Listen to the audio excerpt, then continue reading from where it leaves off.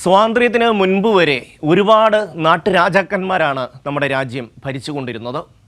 സ്വാതന്ത്ര്യം ലഭിച്ചതോടുകൂടി അവരുടെ പ്രതാപമെല്ലാം അസ്തമിച്ചു, ഭരണത്തിൽ നിന്നവർ നിഷ്കാസിതരായി. പക്ഷേ ഈ ജനാധിപത്യത്തിലും പല രാജകുടുംബങ്ങളും ജനാധിപത്യ സംവിധാനത്തിൽ സജീവമായി പങ്കെടുക്കുന്നുണ്ട്.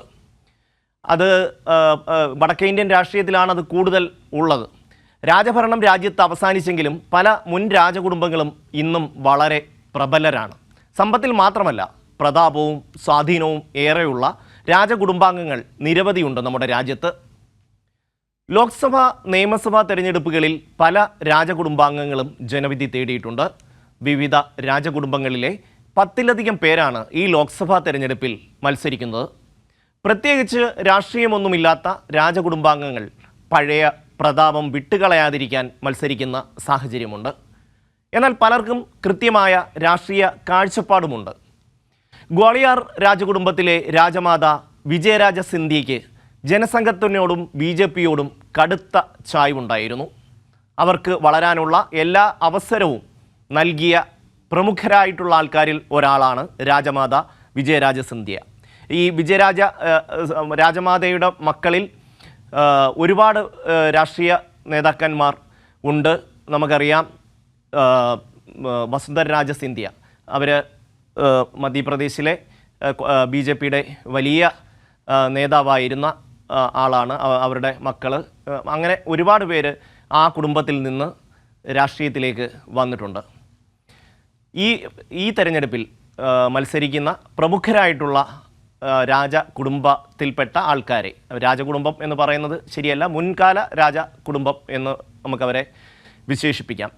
ബംഗാളിലെ കൃഷ്ണനാഗർ രാജകുടുംബത്തിലെ അമൃത റോയ് ഈ തെരഞ്ഞെടുപ്പിൽ മത്സരിക്കുന്നുണ്ട്.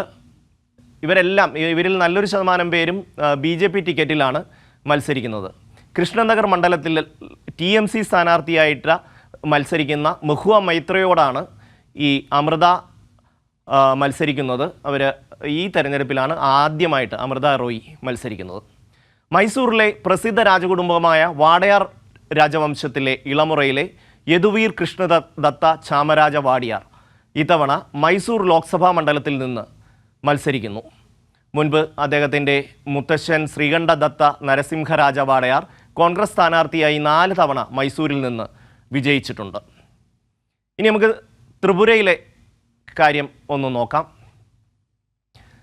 ത്രിപുരയിൽ മാണിക്യ രാജകുടുംബാംഗമായിട്ടുള്ള കൃതി സിംഗ് ദേബവർമ്മ മാണിക്യ ഈസ്റ്റ് മണ്ഡലത്തിൽ, ത്രിപുര ഈസ്റ്റ് മണ്ഡലത്തിൽ നിന്ന് സ്ഥാനാർത്ഥിയായി മത്സരിക്കുന്നു എന്നുള്ളതാണ്.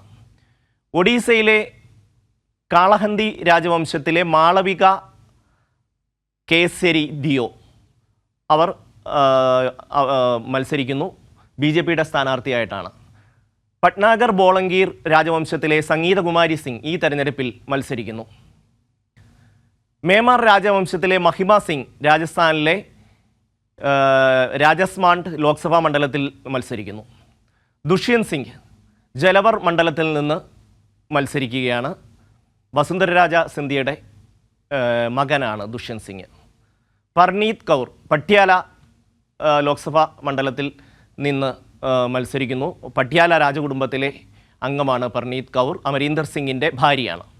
ജ്യോതിരാദിത്യ സിന്ധ്യ മധ്യപ്രദേശിലെ ഗുണയിൽ നിന്നാണ് അദ്ദേഹം മത്സരിക്കുന്നത്. അദ്ദേഹവും ഈ പറഞ്ഞതുപോലെ ഗ്വാളിയാർ രാജവംശത്തിൻ്റെ പിൻതലമുറക്കാരനാണ്. മാധവറാവു സിന്ധ്യയുടെ മകനാണ് ജ്യോതിരാദിത്യ സിന്ധ്യ. മാധവറാവു സിന്ധ്യ കോൺഗ്രസിൻ്റെ വലിയ നേതാവായിരുന്നു.